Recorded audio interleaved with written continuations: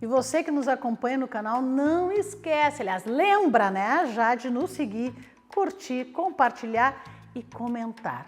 Porque hoje nós vamos falar sobre um tema muito importante para qualquer iniciado ou para qualquer pessoa que gostaria de entender um pouco mais sobre a religião e sobre a sua dedicação à religião, assim como se inicia uma religião. Quando nós falamos em cabeça, dentro da religião de matriz africana, nós falamos de Ori. Ori é o local onde abriga o orixá. Os povos antigos consideravam que a cabeça era o local onde habitava a alma, onde habitavam os deuses e os demônios. E disso se criou a ideia de que lá deve ser fortalecido. É na cabeça onde morariam os grandes pensamentos. Na Idade da Razão, se entende que a cabeça se transforma na razão dentro de uma ideia masculina, pois o homem teria a razão e a mulher somente as ideias e as emoções na cabeça. Com a evolução dos tempos, nós entendemos que o Ori é onde abriga o orixá, consagrado ao orixá. Você lembra do bebê, logo que nasce, que ele tem a moleira aberta e que se pede muito que cuide aquela moleirinha, que é onde os ossos do crânio vão se fortalecendo com o tempo? Pois ali é onde é o Ori. Nós entendemos que nós ganhamos ao nascer um banho de sangue, não é isso? Ficamos dentro da grande água, né, dentro do útero, e o sangue dentro do nascimento. A mesma forma se fala quando você é consagrada ao orixá. Você faz os banhos, as ervas, que são o achorô verde, né? E você vai fortalecer, consagrar o seu Ori, sempre preservando a cabeça. E nisso existem várias lendas, vários cuidados que se trata do Ori, que são comumente comentados. Por exemplo, quem tem Ori consagrado ao orixá não deve estar meia-noite nem meio-dia sem ter uma área coberta. Por quê? Porque estará no ponto alto, né? Ponto alto do dia ou da noite, onde você está mais vulnerável. E para que seu Ori seja preservado, você fica numa área coberta, não diretamente às energias da natureza ou da noite, porque você já tem uma consagração. São fábulas, mas também fazem parte da teologia africanista. O Ori, já na criança, ele tem essa capacidade de desenvolvimento, de limpeza, mas tem crianças que já têm necessidade de uma segurança, de uma limpeza e fortalecimento de Ori, por vidas passadas, por karmas herdados muitas vezes dos pais, e aí se fazem a famosa segurança de criança e que algumas vezes marca, né, o Ori da criança. E também o fio de cabelo, né? A mechinha de cabelo, que muitas vezes vai lá na obrigação, depende da nação e de como é a feitura dessa criança. Já na fase do adolescente, onde tudo está em evolução e tudo em ebulição, o Ori já passa por um outro momento. Por quê? O cérebro do adolescente, ele é muito movimentado, né? São vários hormônios, produção de hormônios, é uma confusão. Mas é o momento onde se define realmente as principais escolhas, características e grupos que o adolescente vai se envolver. Então esse fortalecimento de cabeça, de Ori, que fala em alma, fala em razão, fala em decisões, ele é muito importante, porque ele vai começar a definir a trajetória adulta e a religiosidade que esse adolescente quer. Por isso que a gente fala, né? Reforço de 7 anos, de 14 anos.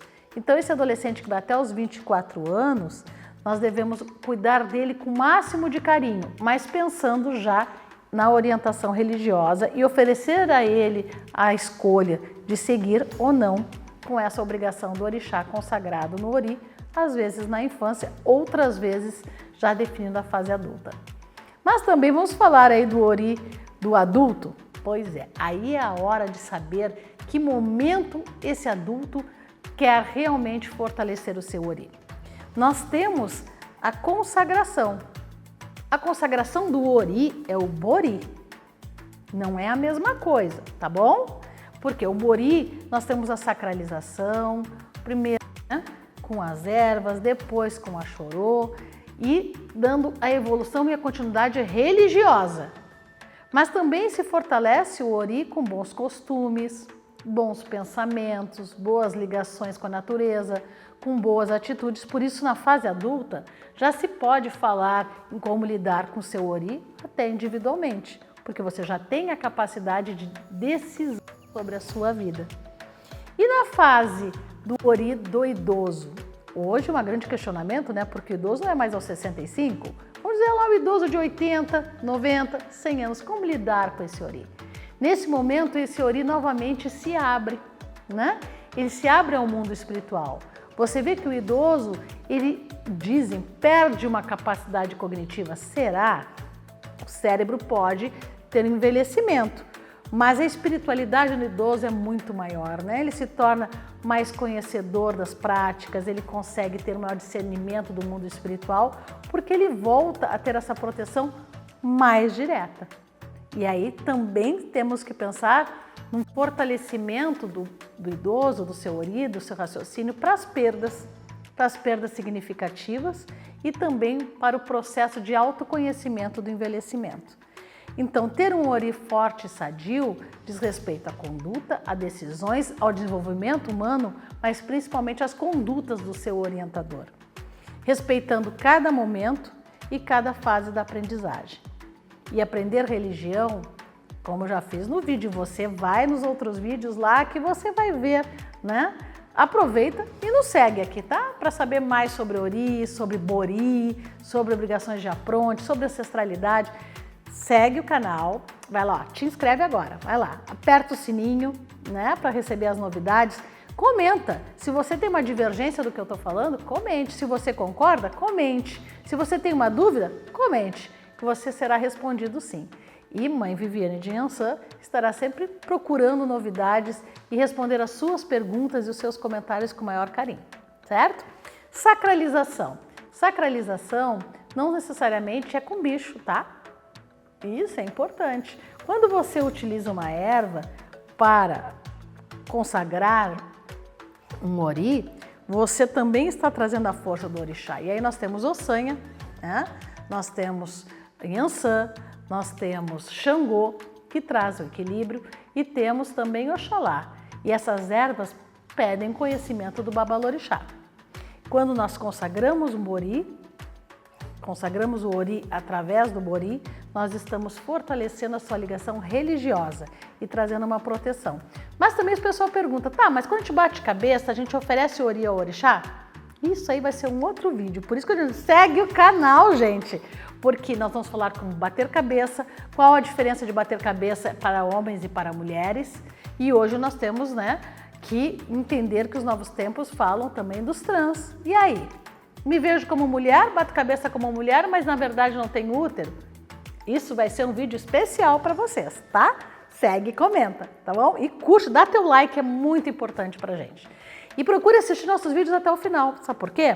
Sempre tem uma dica no final para você, para orientar, para trazer. Vai até o final do vídeo que eu tenho certeza que você vai ter aí mais uma novidade para comentar, mais algo para discutir na sua casa, para perguntar, que a gente vai poder dialogar. Quando nós falamos aqui de todas as fases do ser humano, da mesma forma, as consagrações do ori também têm suas fases. E a última fase é o apronte, né? O nome comum de apronte é porque a pessoa estaria pronta para o mundo religioso. Mas antes dele temos várias etapas e cada uma, assim como o desenvolvimento humano, o seu ori vai passar por aprendizado, proteção e desenvolvimento. Uma outra lenda que se fala e que deve ser cuidado é que depois de consagrada ao orixá, ninguém pode colocar a mão ou objetos na sua cabeça. Isso é verdade? Nem o cônjuge? Nem o cônjuge, porque está consagrado ao orixá. A sua proteção, você fortalece essa comunicação com o espiritual. E aqui, nada pode interferir. Mas e o chapéu do Exu? E a boina preta? Pode? Esse vai ser um vídeo falando sobre os costumes e as feituras de Exu, de antigamente, de hoje, sem querer criticar ninguém, mas respeitando aí a nação africanista. Curtiu? Então segue com a gente que vai ter mais e mais informação. Segue, compartilha, assiste até o final dos vídeos e mais, né? Dá teu like aí que é muito importante. Lembre-se, um ori sadio é uma vida feliz.